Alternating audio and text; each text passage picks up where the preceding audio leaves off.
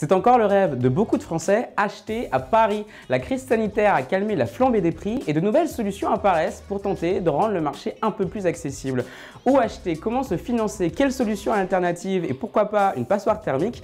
Plusieurs experts vous donneront leurs meilleurs conseils dans cette émission spéciale car oui, acheter à Paris c'est encore possible et c'est le sujet de ce Point Immo grand format. C'est parti.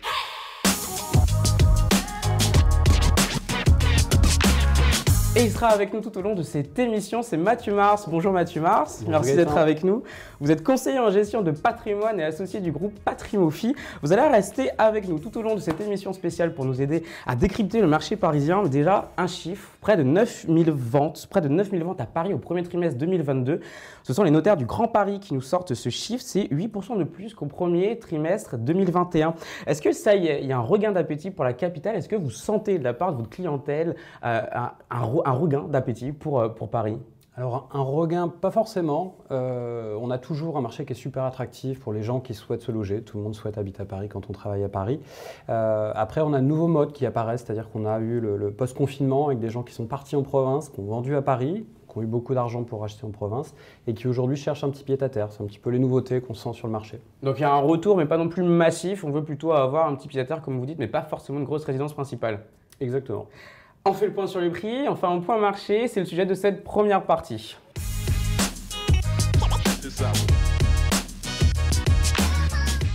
Et pour en parler, on accueille Olivier Principal. Bonjour, vous êtes vice-président de la FNAIM Grand Paris. Merci d'être avec nous. Olivier, première question très simple, où en sont les prix à Paris ? Écoutez, on constate désormais cette année une légère baisse des prix, une légère inflexion du prix à l'acquisition. Je vous rappelle qu'il y a encore 2 ans, on dépassait les 11 000 € du mètre carré en moyenne.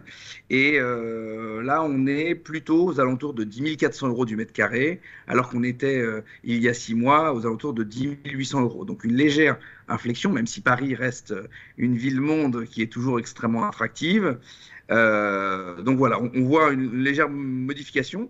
On en connaît certaines raisons, notamment le sujet de l'encadrement des loyers qui a un impact, et je pense que mon confrère gestionnaire de patrimoine pourra le confirmer. Les investissements à Paris sont pas rentables, notamment depuis l'introduction de l'encadrement des loyers parisiens. Donc voilà, en tout cas, on peut rester confiant sur le marché parisien en lui-même de manière générale, mais on peut noter qu'il y a peut-être des coups à faire maintenant. Alors, cette érosion des prix, elle concerne quel type de logement principalement? On parle de quoi? Du studio ou du T4, T5, des grands appartements? Alors, je pense que l'érosion, on peut la noter particulièrement sur les marchés d'investissement locatif, c'est-à-dire les petits logements, les petites superficies, pour lesquels le calcul du retour sur investissement n'est plus du tout dans les clous. Les grands logements qui sont destinés à l'habitation familiale, eux, ont toujours leur clientèle de gens un peu fortunés, parce que je vous rappelle quand même qu'à plus de 10 000 € le mètre carré, oui. On dépasse largement les rémunérations moyennes des Français. Donc sur Paris, tout le monde ne peut pas s'y loger librement. Je pense qu'il faut peut-être parier aussi sur l'avenir. Paris reste toujours une ville extrêmement attractive de par son positionnement mondial, géographique, puis notamment l'avenue des Jeux Olympiques. Et je ne m'inquiète pas trop quant à une baisse massive des prix. Je pense qu'on sera plutôt sur une stabilité. Paris reste encore Paris. Mathieu Mars, vous êtes d'accord, on peut toujours faire de l'investissement locatif à Paris, c'est toujours intéressant sur les petits studios, les petites surfaces? Alors moi, ça fait quelques années que je dis que c'est compliqué. Ouais. Il le soulignait très fortement, la baisse de rentabilité. On a un marché qui a fait du x2, x3, x4 sur les 20 dernières années. Ça devient compliqué de générer de la rentabilité en intramuros. Après, la rentabilité, elle était faite par l'évolution du prix. C'est-à-dire qu'on a gagné de l'argent sur sa plus-value. Aujourd'hui, les marchés étant tellement hauts, on a des contraintes de crédit dont qu'on va évoquer tout à l'heure. Ça devient de plus en plus difficile de penser qu'on peut continuer à avoir une évolution du prix sur Paris. Et on va parler effectivement du crédit. Olivier Principal, on a parlé des types de logements. Quels arrondissements sont encore accessibles aujourd'hui? Alors accessible, ça dépend où on met le curseur. Quels sont les moins chers? Quels arrondissements sont les moins chers, sont les plus accessibles de la capitale? Très intéressant que vous me posiez cette question, puisque hier matin, la FNAIM du Grand Paris a sorti sa première édition de l'Observatoire de l'attractivité immobilière du Grand Paris. On parlait de Paris, mais on parle aussi de la première et de la deuxième couronne. Et sur le site de la FNAIM du Grand Paris, vous retrouvez désormais la nouvelle carte de l'attractivité immobilière qui ne tient pas compte que du prix, mais de l'ensemble des critères qui sont chers à nos concitoyens pour l'habitation et l'investissement, c'est-à-dire la sécurité, l'emploi, les transports, la qualité du logement, le rapport qualité-prix. Et donc, ça nous permet de ressortir de cette analyse que lorsqu'on ne tient pas compte du critère de prix, c'est bien évidemment dans le top 10, nous avons 4 arrondissements parisiens dans lesquels il fait très bon vivre. Mais dès que vous y mettez le critère de prix, forcément, ça change. C'est la première couronne. La banlieue, notamment des villes du 91, donc de l'Essonne et des Yvelines, dans le 78, qui passe d'ailleurs dans la liste de tête. On continue à avoir beaucoup de reports de Parisiens vers la petite couronne. Est-ce que c'est quelque chose aussi que vous constatez de la part de vos clients? Est-ce qu'ils sont de plus en plus intéressés par la petite banlieue, voire la grande couronne? De plus en plus. Enfin, alors, aujourd'hui, on est plutôt sur un déplacement de Paris vers la première couronne, plutôt côté ouest, pour en fait aller gagner des mètres carrés par rapport à ce qu'ils avaient sur Paris. Donc, naissance d'un nouvel enfant, ça veut souvent dire aujourd'hui, on passe le périph'. On passe au périph'. Ça va en déstabiliser quelques-uns. Olivier Principal, dernière question justement. Grâce à votre observatoire, est-ce que vous pouvez nous dire quelle ville de la grande couronne et même de la petite couronne tire le plus leur épingle du jeu? Quelle banlieue aujourd'hui est en train de monter? Alors écoutez, c'est assez étonnant et ce qui est très intéressant, c'est que l'outil que nous avons créé, c'est le premier outil qui compile autant de données qui viennent de l'INSEE, des mairies, des ministères et c'est la ville de Milly-la-Forêt qui remporte la première place quand on tient compte du classement avec les prix. Donc le meilleur rapport qualité-prix serait Milly-la-Forêt, alors suivi du 6e arrondissement parisien quand même, et d'une autre commune qui est Boigneville. Alors bien évidemment, dès que vous y rajoutez, vous y enlevez le critère du prix, là on se retrouve sans surprise en réalité sur les meilleurs quartiers de Paris, et là on a le 6e et le 8e arrondissement de Paris qui sont en tête de liste. Ça ne change pas. Merci Olivier Principal d'avoir été avec nous. Merci pour ce point marché parisien. On va parler du financement maintenant avec notre second invité.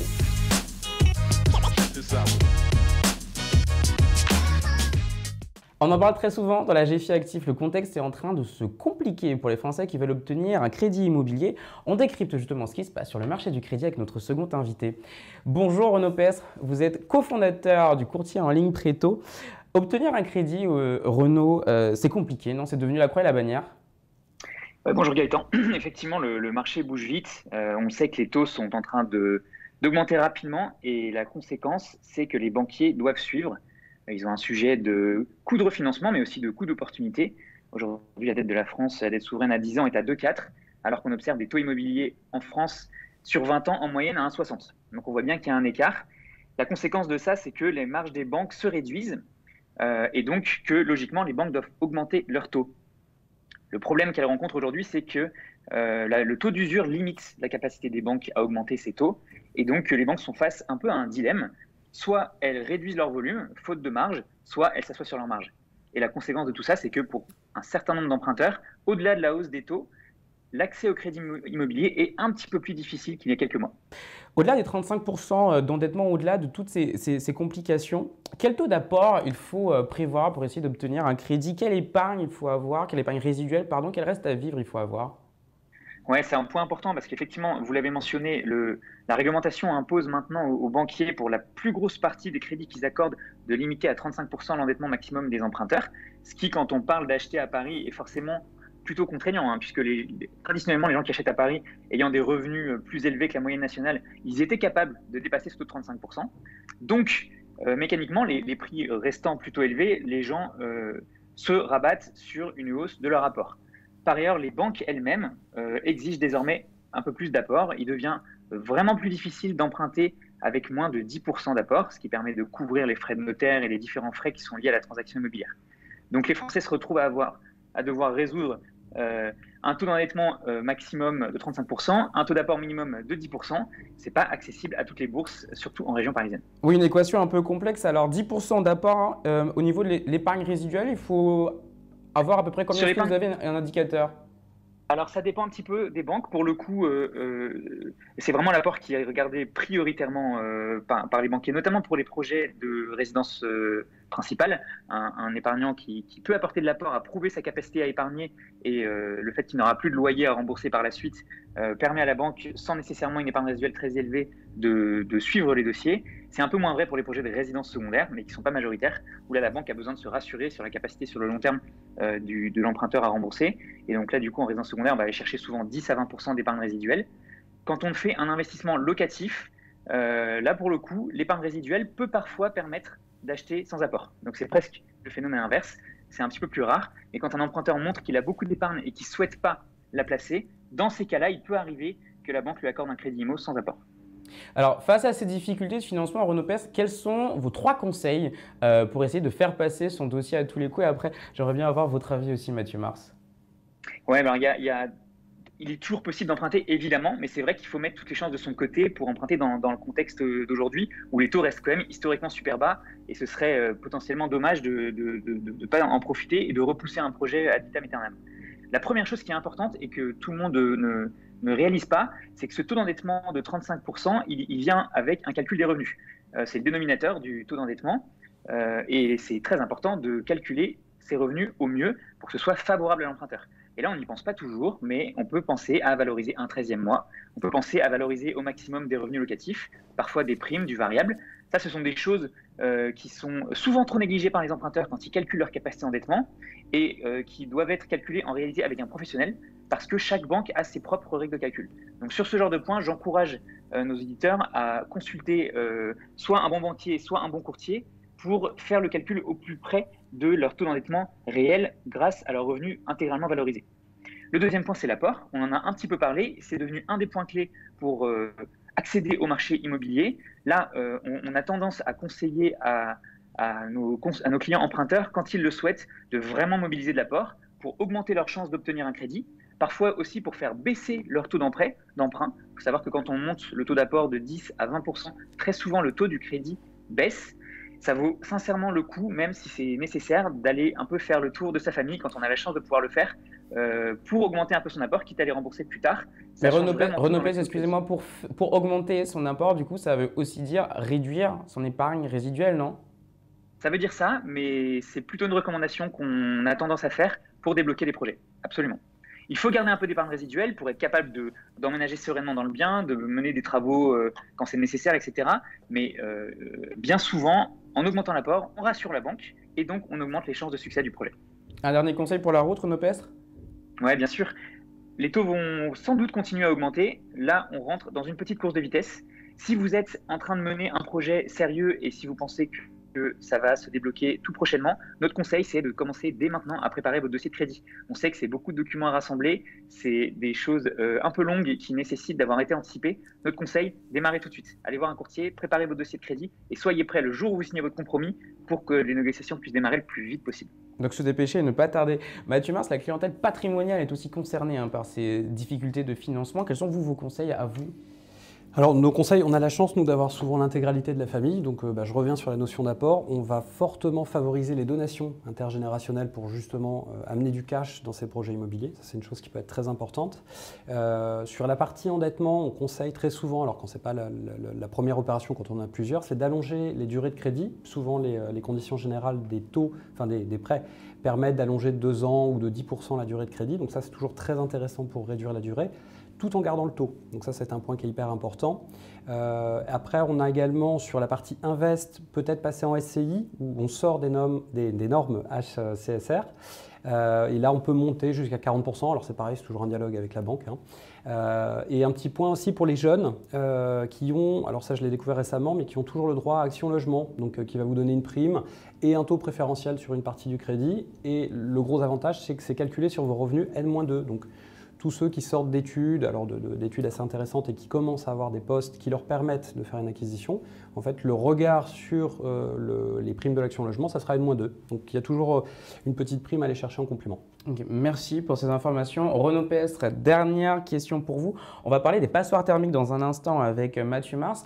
Comment se comportent les banques sur ce sujet? Est-ce qu'elles continuent à financer l'acquisition de passoires thermiques ou est-ce qu'elles deviennent un peu plus frileuses, que ce soit pour l'investissement locatif ou des résidences principales? C'est un sujet très intéressant qui est en train d'émerger, que traditionnellement les banques regardaient finalement assez peu. On constate que de plus en plus les établissements bancaires demandent à voir le DPE, donc le diagnostic de performance énergétique des biens qu'on leur demande de financer. Pourquoi? Parce que les investissements locatifs ne seront plus utilisables pour les passoires thermiques prochainement, et donc du coup les banques voient un risque à financer des passoires thermiques, donc étiquette F ou G.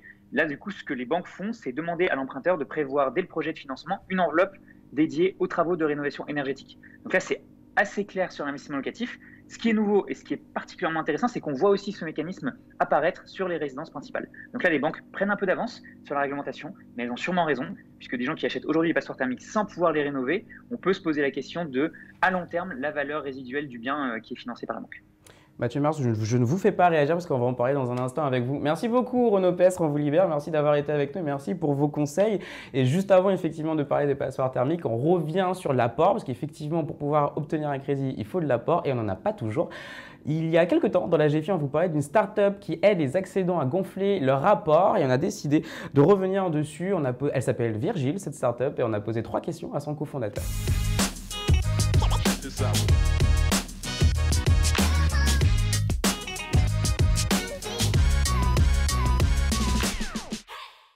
On s'est rendu compte qu'acheter à Paris, c'était un véritable cauchemar quand on n'avait pas d'apport. Et on s'est dit comment on arrive à résoudre ça. Et pour résoudre ça, on s'associe avec des jeunes primo-accédants qui achètent leur premier appartement et on achète une petite partie de leur appartement à leur côté. Ce qu'on fait à chaque fois, c'est qu'on regarde de combien notre acquéreur a besoin pour compléter son financement. Et en général, il faut une dizaine de pourcents de plus pour pouvoir acheter quelque chose qui ressemble à ce qu'on loue déjà. Le fonctionnement de Virgile, c'est qu'on met 10% du prix de l'acquisition du bien. En contrepartie, on détient 15% du bien. Et ça, c'est parce que pendant toute la durée de vie en commun, notre acquéreur ne nous paye aucun loyer et aucun frais pour habiter dans cet appartement-là. Virgile, ça coûte 2 000 €. Notre client, que nous accompagnons dans l'obtention de son crédit bancaire en meilleures conditions, nous rémunère pour cette activité de courtage. Et ces honoraires sont dus uniquement au moment que la transaction est débouclée et qu'il reçoit les clés de chez lui.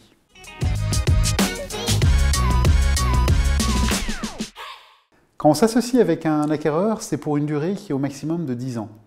Alors 10 ans, quand on est jeune à Paris, c'est une éternité. On se marie, on a des enfants, les revenus augmentent, on achète plus grand. Donc en général, on ne vend pas au bout de 10 ans, mais on vend au bout de 5 à 6 années. Si quelqu'un, au bout des 10 ans, choisit de garder son appartement et de rester dedans, on va s'arranger pour lui permettre de racheter notre petite partie de l'appartement et de pouvoir continuer sa vie sans nous.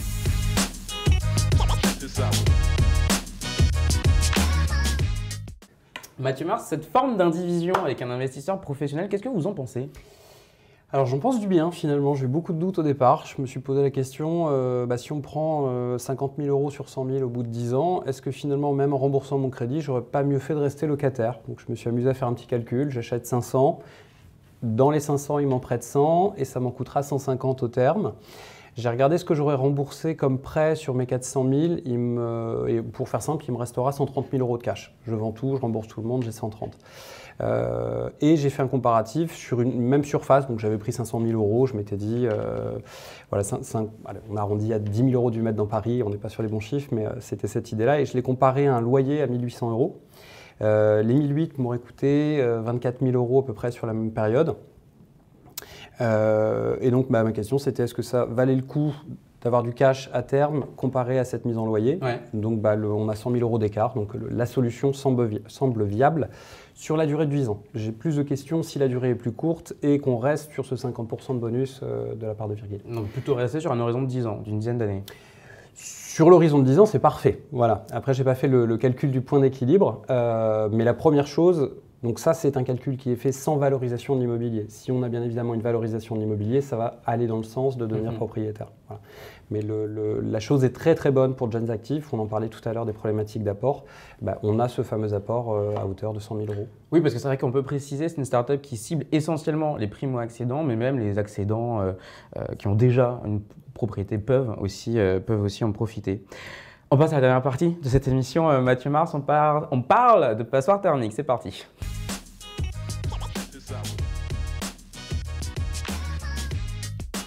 Face au prix qui grimpe, les acheteurs cherchent des opportunités partout et certains croient en voir du côté des passoires thermiques. On le rappelle, la loi climat et résilience interdira progressivement la location, les logements classés E, F et G au niveau de leur DPE, de quoi faire baisser leur valeur et donc potentiellement créer des opportunités.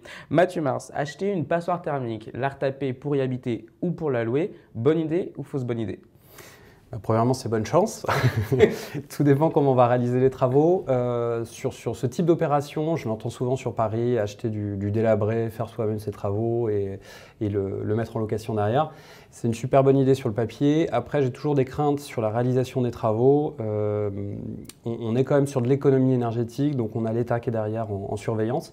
Donc on ne peut pas se permettre de faire n'importe quoi, donc il y a un budget travaux qui va être existant.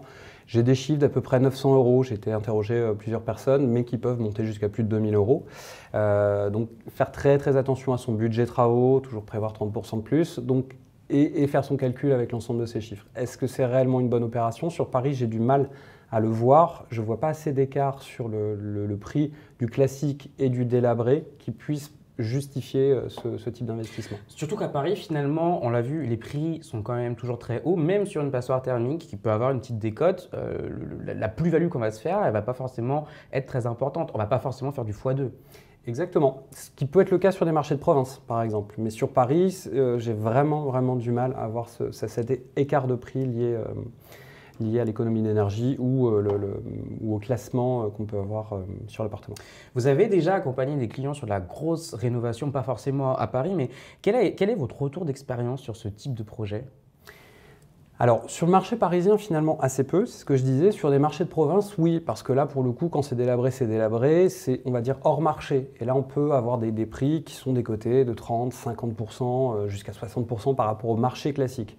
Et finalement, avec assez peu de travaux, on peut remettre un bien qui va être dans des conditions d'habitabilité, donc permettre la mise en location. Et pour le coup, on l'a acheté pas cher, on le remet sur un loyer de marché, voire un petit peu plus si on peut le passer en meublé. Et là, on a de très très bons rendements. Donc ce type d'opération, plutôt en province, à Paris, c'est encore un peu compliqué, vu les prix. Je ne les ai pas trouvés à Paris. On rappelle d'ailleurs une petite précision qu'on peut peut-être ajouter pour les personnes qui nous regardent. On rappelle qu'il y a des travaux que l'on peut faire soi-même, des travaux que l'on ne devrait pas faire soi-même et des travaux que l'on ne peut pas faire soi-même parce qu'on est obligé de recourir à un professionnel et ça, effectivement, ça peut faire flamber la facture.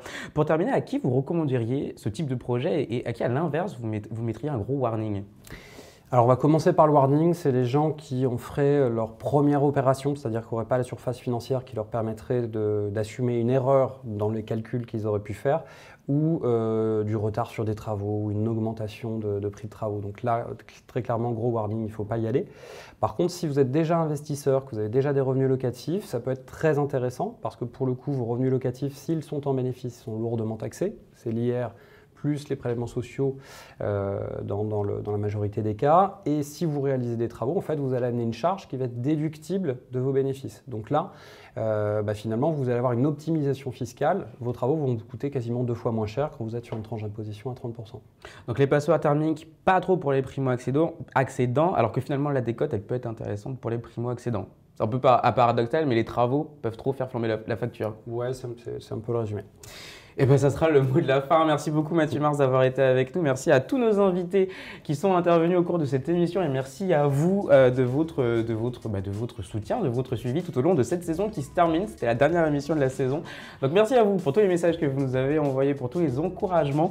Merci aussi à toutes les équipes de la GFI qui ont permis de lancer ce tout nouveau programme, à commencer par le duo de choc qui est derrière la caméra et que vous ne voyez pas, mais sans qui cette émission serait vraiment impossible, Dimitri et Rémi. Merci aussi à toutes les équipes qui ont rendu cette émission possible, y compris celui qui a changé d'équipe entre-temps, il se reconnaîtra. Je vous dis à la rentrée, on se retrouvera pour une nouvelle saison avec de tout nouveaux sujets, de tout nouveaux experts. Je vous dis donc à septembre pour un prochain Point Immo.